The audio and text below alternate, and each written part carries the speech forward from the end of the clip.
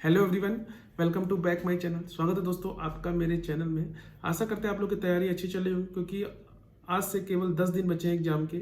और 1 तारीख को तो जोड़िए ना, क्योंकि 1 तारीख से मतलब आपकी वो रहेगी कि आप BRFs कलेक्ट करिए, ये सब करिए, अपना तैयारी अच्छे से करिए और एग्जाम सेंटर जहाँ भी आप वहाँ जाइए, तैयारी होने स्टार्ट हो जाती है। तो मान के चलिए ये 10 दिन आपके लिए बहुत ज़्यादा इंपॉर्टेंट है और इसको कैसे अच्छे से तैयार करना है वो ऑलरेडी हम आपको वीडियो में बता भी रहे हैं। और क्योंकि आज का जो इम्पोर्टेंट जो वीडियो है वो प्रोफेशनल एथिक्स जो प्रोफेशनल मिसकंडक्ट पे आधारित जो इम्पोर्टेंट केस ला है उस पे है। क्योंकि AIB 17 के लिए इस तरह के जो इम्पोर्टेंट केस ला है जो कोई भी बेयर एक्ट में नहीं है, अगर आप इसके अच्छे से नोट्स बना के जा रहे हो, तैयार करके जा रहे हैं, तो आप इसको तुरंत इसको सॉर्ट आउट कर सकते हो, तुरंत अपने आंसर को मार्क दें। क्योंकि आप जानते हैं कि बूंद बूंद से ही सागर भरता है, तो एक एक नंबर भी हमारे लिए इम्पोर्टेंट है। और जितने भी पुराने इंपॉर्टेंट लैंडमार्क जजमेंट मैंने वीडियो जो आपको दिए हैं उसको जरूर देखिए, बार बार देखिए, नोट्स बनाइए। और अगर नहीं बना पा रहे तो टेलीग्राम में ऑलरेडी हमने लिंक दी है, वहाँ पे जाके PDF फर्स्ट सेकंड थर्ड की जो लिंक है वो ऑलरेडी फ्री ऑफ कॉस्ट है, वो आपको दी गई है। तो वहाँ जाकर उसको आप डाउनलोड कर सकते हैं और अपनी नोट्स तैयार कर सकते हैं। बाकी आप वीडियो को देखिए और अच्छे से उसको नोट्स तैयार कीजिए, क्योंकि अगर आपने हाथ हैंड मेड नोट्स बनाएंगे तो आपके एक अच्छे से तैयारी हो जाएगी। तो पार्ट 2 वीडियो यानी कि पार्ट 1 पार्ट 2 में जो कि प्रोफेशनल एथिक्स मिसकंडक्ट पे आधारित जो इंपॉर्टेंट केस लाते हैं उसको आप अच्छे से तैयार कर लीजिए। जो आज का वीडियो है वो पार्ट 3 पे है, जो प्रोफेशनल मिसकंडक्ट के इंपॉर्टेंट जो केस ला है वो आज हम लोग डिस्कस करेंगे। तो आपको सबसे पहले काम ये करना है कि एक पेन ले लेना है और एक नोटबुक ले लेना है। थोड़ा बाहर की वॉइस को अवॉइड करिएगा, आपसे रिक्वेस्ट है, और थोड़ा कॉर्पोरेट करिएगा। तो चलिए देने करते वीडियो को शुरू करते हैं। चैनल में पहली बार है तो चैनल को जरूर सब्सक्राइब कीजिएगा। तो नोट और एक पेन लेके बैठ गए होंगे और अपनी नोट्स अच्छे से वीडियो को देखिए और सुनिए और उसको नोट डाउन कर लीजिए। जो इंपॉर्टेंट केस ला है वो बंगाल कम्युनिटी यानी कि जो बंगाल इम्यूनिटी जो है उनकी जो कंपनी है उसके बनाम बिहार राज्य, यानी कि बंगाल इम्यूनिटी कंपनी बनाम बिहार राज्य का जो इंपॉर्टेंट केस ला है। और अगर इसको आपको AIR नोट करना है 1955, इस केस में क्या कहा गया था, इस केस में जो इंपॉर्टेंट पॉइंट्स था, जो इंपॉर्टेंट फैक्ट था वो आर्टिकल 141 पे था। यानी कि बंगाल इम्यूनिटी कंपनी बनाम बिहार राज्य में इंपॉर्टेंट जो बात कही गई थी वो आर्टिकल 141, जिसमें जो सुप्रीम कोर्ट ने द्वारा घोषित विधियां सभी न्यायालयों पर बाध्यकार होगी। यानी कि सुप्रीम कोर्ट ने जो घोषित की जो विधियां जो लॉ की वो सभी न्यायालयों पे बाध्यकार होगी। तथा बाद में निर्णय हुआ कि उच्चतम न्यायालय अपने पूर्ववर्ती निर्णयों पे विचार कर सकता है, उससे वह बाध्य नहीं है। ये इंपॉर्टेंट बात इस केस में कही गई थी। किसमें कही गई थी? बंगाल इम्यूनिटी कंपनी बनाम बिहार राज्य में।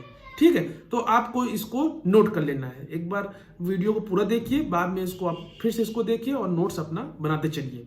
जो इंपॉर्टेंट केस ला है वो है सुप्रीम कोर्ट बार एसोसिएशन बनाम यूनियन ऑफ इंडिया। फिर से आपको नोट कर लेना है, सुप्रीम कोर्ट बार एसोसिएशन बनाम यूनियन ऑफ इंडिया।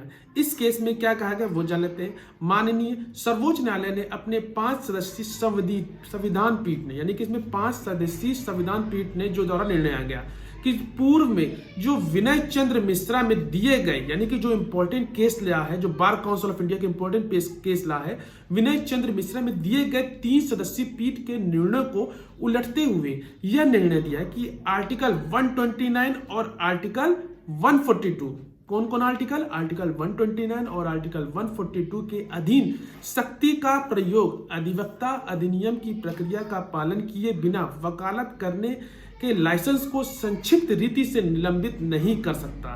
ठीक है, जो न्यायालय अधिवक्ता की जो अनुशासनिक शक्ति यानी कि डिसिप्लिनरी पावर को स्वयं नहीं ले सकता। ये इस इंपॉर्टेंट केस ला यानी कि सुप्रीम कोर्ट बार एसोसिएशन बनाम यूनियन ऑफ इंडिया के केस में कहा गया था।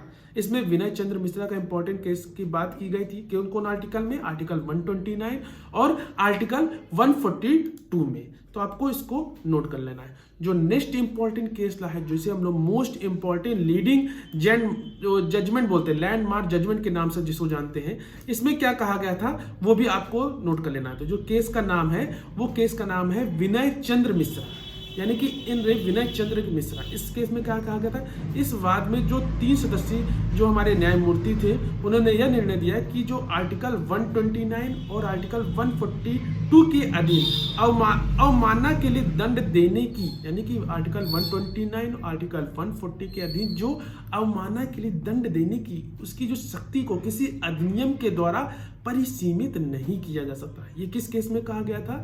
ये विनय चंद्र मिश्रा। कौन कौन आर्टिकल से ये किससे रिलेट करता है? आर्टिकल 129 आर्टिकल 142 थे, यानी कि 142 में। जैसे न्यायालय की अवमानना अधिनियम, जिसे हमें पता है कि 1971 का है, जो अधिवक्ता अधिनियम कौन से का है? वो 1961। न्यायालय ने अपनी इस शक्ति के अंतर्गत किसी अधिवक्ता के विधि व्यवसाय करने के लाइसेंस को निलंबित या सस्पेंड कर सकता है। किसमें कहा गया? एडवोकेट एक्ट 1961 में, जिसमें उसके जो लाइसेंस होता है उसको सस्पेंड करने की बात कही थी। किस केस में कहा गया था? विनय चंद्र मिश्रा के केस में।